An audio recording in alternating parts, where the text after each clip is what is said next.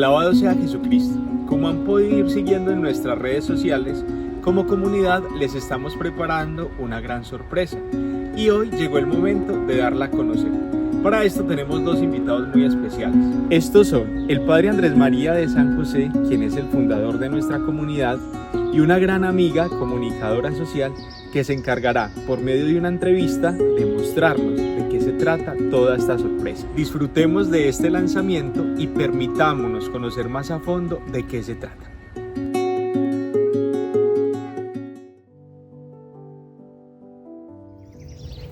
Y yo tengo que confesar que si bien llevo muchos años haciendo estas entrevistas en video, pues esta sí es una de las que más sustico me da. Me da sustico porque para mí es una gran responsabilidad estar acompañando al Padre Andrés en esta tarea y mantener vivo el olor del azahar a lo largo de esta conversación. Me da mucha alegría, mucha ilusión, me siento muy orgullosa, pero me da sustico. Fray Andrés María de San José, Padre Andrés, Andrés o Andrew para los más cercanos. Démonos la bendición. En el nombre del Padre, del Hijo, del Espíritu Santo. Amén. Sí se ve un poquito raro y especial tenerte del otro lado haciendo una entrevista porque hemos compartido la vida y ella ha compartido también todo este sueño. Entonces ya verte como entrevistadora, pues sí es un escenario un poco especial. Pero bueno, en el nombre del Señor.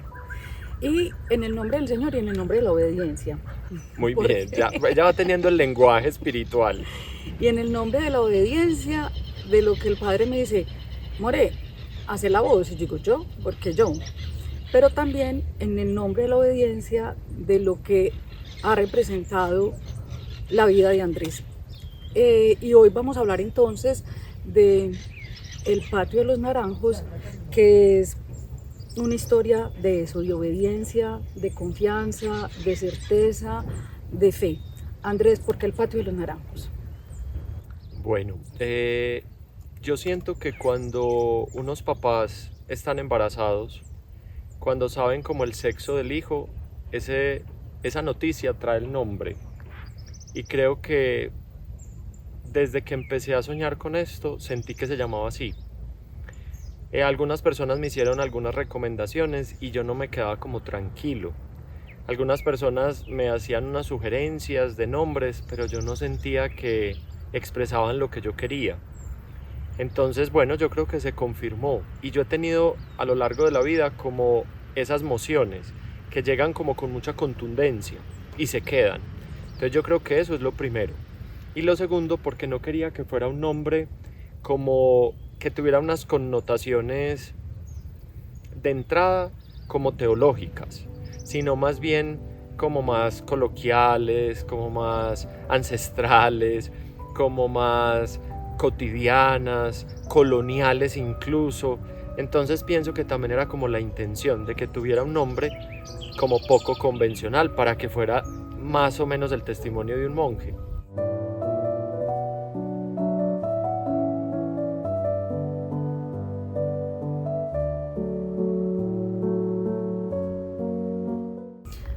Padre Andrés, el libro describe por qué ese Patio de los Naranjos te inspiró, pero yo cuando leía el libro yo decía, ¿cómo habrán sido esas tardes? ¿Cómo habrán sido esas mañanas? ¿Qué pasaba ahí? Pasaba de todo. Cuando yo estudié filosofía, para mí fue muy significativo como todo el concepto filosófico de la imaginación. Y me gusta mucho porque los niños lo tienen a flor de piel. O sea, para los niños las paredes de la casa no son paredes que marcan espacios. Para los niños las paredes de la casa son grandes autopistas, ¿cierto? Para las niñas una muñeca no es una construcción de pasta, sino que es su hija.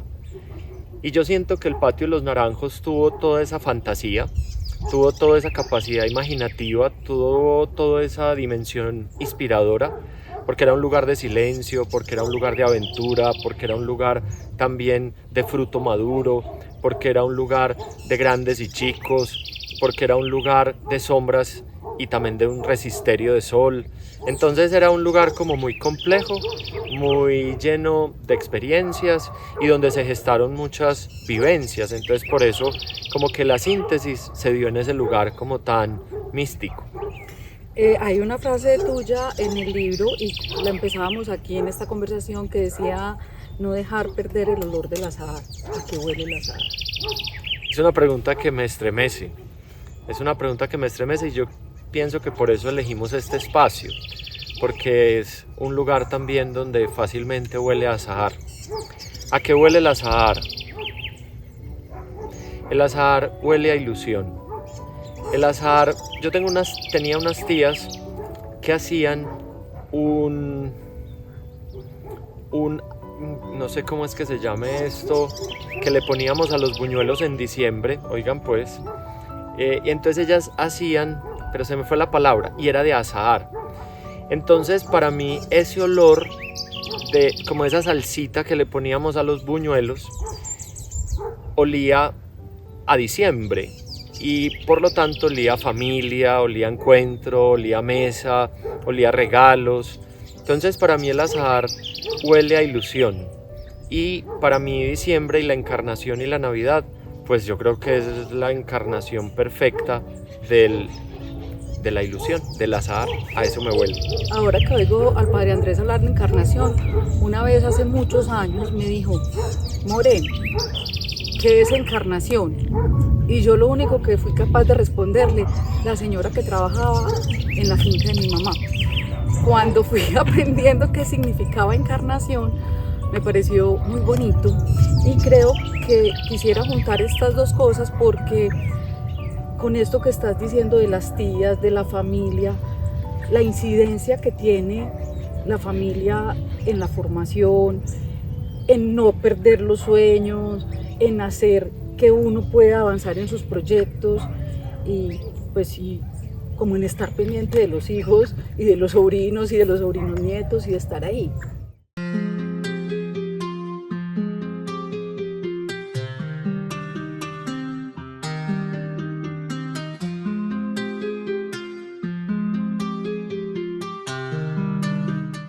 Bueno, pues si empezaste contando la historia de Doña Encarnación con Claudia, que le digo More, con Claudia Moreno, también tenemos una historia de muchos años porque ella hizo parte como el inicio de mi vida ministerial. Nos conocimos en mi primera experiencia pastoral.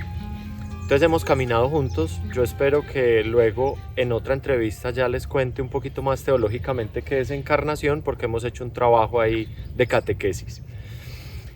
Bien, a mí me parece que hoy ese es el gran dolor, que no hay mucha familia para construir, para apoyar, para acompañar, que realmente las familias disfuncionales, la falta de modelos, la falta de dirección, la falta de esa identidad de papá y de esa identidad de mamá, que da tanta estabilidad emocional cuando uno está en esas primeras, como en la primera infancia, con esos primeros momentos de la vida. Entonces yo siento que ahí mis papás fueron como unos grandes labradores. Si estamos hablando pues de naranjos, tenemos que hablar como de agricultores no solo de los naranjos que los sembraba mi papá y los cultivaba mi mamá, sino también del cultivo de nosotros como hijos, en la fe, en la responsabilidad del cuidado, también en la ilusión y en la esperanza de la cosecha. Entonces yo creo que alrededor de eso también el ejemplo, el acompañamiento, lo que yo iba viendo, el trabajo en equipo que se desarrollaba en un patio de naranjos, que es el patio de mi casa, el patio de mi historia de vida, la casa de mis papás, que hoy todavía la tenemos y todavía hay naranjos, algunos ya un poco más secos, esperando ser una fogata, como digo en el libro, pero otros que todavía conservan el fruto que hace del jugo de naranja de mis vacaciones un momento inolvidable y sobre todo un momento de muy bonita recordación. Entonces, bueno, yo creo que es eso. Y me parece muy linda la palabra agricultura, porque hoy estamos hablando mucho de cultura. Entonces, como que es la cultura también del cultivo, y si hay cultivo hay culto. Entonces yo creo que todo eso como que va de la mano, la cultura, cultivar, que lleva luego al culto. Entonces yo creo que esa fue la gestación también de una vida de culto, que me lleva hoy a ser sacerdote, un hombre de culto. Entonces tenemos el libro del árbol de los naranjos, que es la historia de cómo nace tu vocación, una vocación que nace alimentada, cultivada, acompañada por una historia familiar, por una decisión personal, por una convicción en obediencia, en confianza y en fe, y que hoy lo presentamos, digamos, a propósito de los 10 años de esta historia de la que estaremos hablando a lo largo de este ratico. En el libro que se estará presentando en estos días, o que se está presentando en estos días, Andrés presenta varias citas bíblicas, otras de santos y otras de él. Y por ejemplo, hay una que me pareció muy hermosa: deseaba perpetuar mi vida en este lugar sagrado. Yo creo que muchos lo hemos sentido en algún momento de la vida. Yo, por ejemplo, cuando vengo, mi lugar sagrado es el sagrario. Un cojincito al frente del sagrario y ahí. Y cuando salgo de ahí siempre digo, no me quiero ir. Quisiera perpetuar mi vida en ese lugar. Yo creo, Padre, que ya lo has hecho como con este libro, ya has perpetuado ese momento, pero pensaste en algún momento de la vida que ibas a tener ese árbol de los naranjos tan fresco y tan presente. En ese momento yo creo que no se dimensiona lo que se está gestando. Yo creo que ahí es una semillita que gracias a Dios cayó en una tierra que el Señor permitió que se cultivara y que hoy ya no es un patio, sino que ya es un claustro.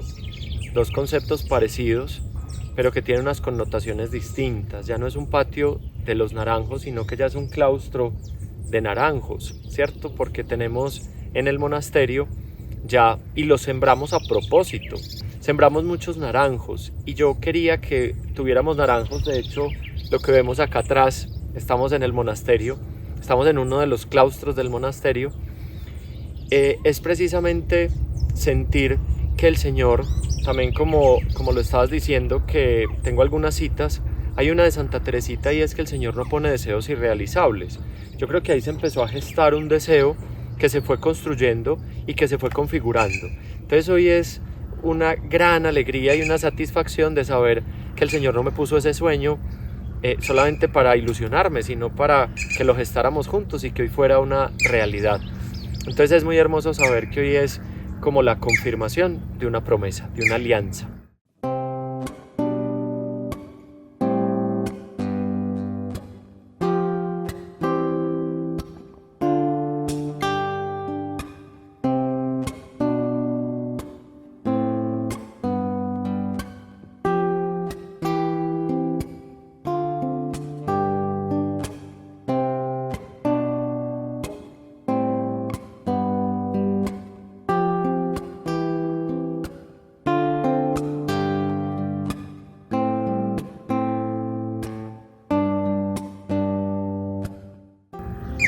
Padre Andrés, en el libro dices también, Dios habla claro a los niños, y quiero juntar esta frase con esa otra que estás diciendo.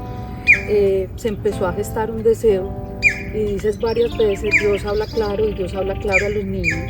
¿Qué te dijo? ¿Qué me dijo? A mí me parece muy bello como todo el lenguaje de los niños. De hecho, por eso el Señor dice, si no os hacéis como niños, no entraréis en el reino de los cielos. Me parece que el niño no tiene malicia y por eso escucha claramente. Que cuando nosotros nos volvemos tan calculadores, como que limitamos como esa nitidez con la que habla Dios. Dios no habla realmente, dicen los santos incluso, que habla sin ruido de palabras, que habla con el lenguaje del amor, que habla en el silencio. Entonces creo que son también unas figuras metafóricas que nos llevan a ir concluyendo como el lenguaje divino, la comunicación celestial. Entonces creo que los niños tienen como esa capacidad. Y quiero citar ahí a Santa Teresa de Jesús, que realmente Santa Teresa, que la tenemos acá como fundadora e inspiradora, gran inspiradora de muchos, y mía especialmente, hoy quiero también darle a ella todos los méritos. Santa Teresa de niña jugaba a lo que iba a ser de grande. Entonces Santa Teresa jugaba a ser ermitas y es fundadora de monasterios, jugaba a ser mártir y quiso dar la vida por Jesús. Entonces yo creo que en esos juegos hay una inspiración divina, y también vemos, ustedes dan fe de eso, que cuando estábamos chiquitos jugábamos a lo que hoy somos. En gran parte hay como esa coherencia. Entonces es muy lindo saber que en esos juegos hay una inspiración, en esos juegos también hay una voluntad de Dios. Y me gusta mucho cuando acompaño a los muchachos en los proyectos de vida y de discernimiento, volver como a esos juegos de niños, porque ahí hay mucho de la voluntad de Dios, del plan de Dios para nosotros, y Dios ahí también me fue llevando. Yo nunca quise ser sacerdote, o sea, yo ahí no jugaba a ser sacerdote, yo iba a la misa de mis amiguitos, porque iba a la misa de mis vecinos que jugábamos chiquitos a misa, pero yo no era el sacerdote, yo era el feligrés, tampoco eché limosna nunca. Pero lo que quiero decir es que jugaba ahí más como a ser monje que a ser sacerdote, y eso es muy especial, porque jugaba al silencio, como a la intimidad, como al refugio, como al resguardo, como a estar escondido, como a subirme a la copa del árbol. Entonces yo creo que ahí eran como los atisbos de una vocación monástica. No puedo no decir en este momento que yo aquí en la comunidad aprendí algo, y era desear mucho aquello que Dios me va a regalar. Y hoy doy fe de eso. A veces digo yo, ¿por qué quiero tanto esto? Y después digo, ya sé por qué. Era porque me lo tenían preparado para dármelo después, no en el momento en que yo quería, pero para después. Pero Andrés, yo quisiera que habláramos de cómo sabe uno que efectivamente Dios le está hablando, porque además yo creo que puede haber muchas personas que pueden tener un proyecto vocacional, que tienen un deseo en el corazón, muchas mamás que podrán decir, ay, ¿yo qué hago con este muchacho? Muchas, en toda la vida permanente, en la cotidianidad, uno dice, Dios, dame una señal, y cuando yo particularmente he sentido que Dios me ha hablado, yo digo, no, eso es que me lo que sí, eso es que yo siento que me lo estoy imaginando. Cuando lo cuento a alguien, la gente me dice, pues, ¿en qué estabas? ¿Cómo sabe uno que efectivamente Dios le está hablando, o que eso que uno está pidiendo es una señal? Yo creo, More, que no estamos haciendo una pregunta más. Yo pienso que esa es la pregunta de todos los espirituales, de todos los que están bajo la mirada de Dios, porque cuando uno se hace esa pregunta es porque tiene la certeza de que la vida no es de nosotros, sino que le pertenece a Dios. Entonces a él hay que preguntarle qué quieres de ella, o sea, ¿para qué me la regalaste? Entonces es una pregunta, yo creo que vital, estructural, bien. Me parece que hay muchos elementos, solamente pues en este caso voy a citar algunos. Primero, si yo estoy como con el corazón limpio, es muy fácil que yo identifique como esas emociones que me llegan.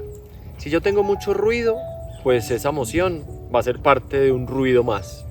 Entonces es muy importante mirar el entorno en el que esa emoción está apareciendo, el entorno espiritual, mi momento personal, en fin. Entonces si hay una actitud y un momento y una disposición, empezamos bien. Segundo, me parece muy importante también como los signos que van aconteciendo alrededor. Alguien me dice, yo lo veo, yo lo leo, la palabra me lo confirma, una homilía, una conferencia. Entonces también esos signos van hablando de la voluntad de Dios. También me parece muy importante que alguien con el que yo converse, un director espiritual, un confesor, un superior, un jefe, como que también sea un interlocutor con autoridad, a quien yo le consulte y también tenga como esa capacidad de confirmación. Entonces un tercero también me ayudaría mucho. Y una cosa que me parece muy importante es lo que permanezca en el tiempo. O sea, lo que es muy emocional se va, entonces no era de Dios. lo que permanece en el tiempo se queda. Por eso el patio de los naranjos permaneció en el tiempo. Si estaba desde niño y durante toda mi vida era de distintas maneras una inspiración, pues se me volvió un signo que permaneció en el tiempo. Entonces me tocó leerlo y, como has dicho desde el principio, una fiel discípula, me ha tocado obedecer a esa inspiración. De hecho, el libro mismo responde a eso, porque yo nunca pensé en escribir. Me daba hasta pena, sinceramente me daba hasta pena. De hecho, me está dando pena. O sea, los muchachos me dicen: padre, lo vamos a firmar. Y yo: no, espérate, calmaos, no se vende como un librito cualquiera. De hecho, un paréntesis chiquito, el libro lo sacamos y eso ya me motivó más, porque no es solamente como una venta para adquirir unos recursos, sino que se va a dar para que nuestros hermanos de la Fundación de España de Santiago de Compostela puedan venir el año entrante a sus vacaciones. Obviamente no todos los 7 hermanos, tampoco tanta es la pretensión, pero bueno, lo que Dios quiera. Pero los recursos se van a destinar para eso. Entonces, bueno, esa sí era una pequeña promoción y como una intención del texto. Entonces todo el mundo me fue hablando del texto. ¿Por qué no escribís? ¿Por qué no nos contás eso? ¿Por qué no lo dejas por escrito? Eso se puede olvidar, que las nuevas generaciones también lo conozcan. Y yo dije, bueno, si esto me lo confirma el director espiritual, si los signos, si el tiempo, o sea, todo lo que acabo de decir, entonces es de Dios. Entonces me toca obedecer. Y esto ha sido como Santa Teresa, que escribió por obediencia, más o menos yo también. Pero quiero hacer una salvedad para que no tengan unas falsas expectativas.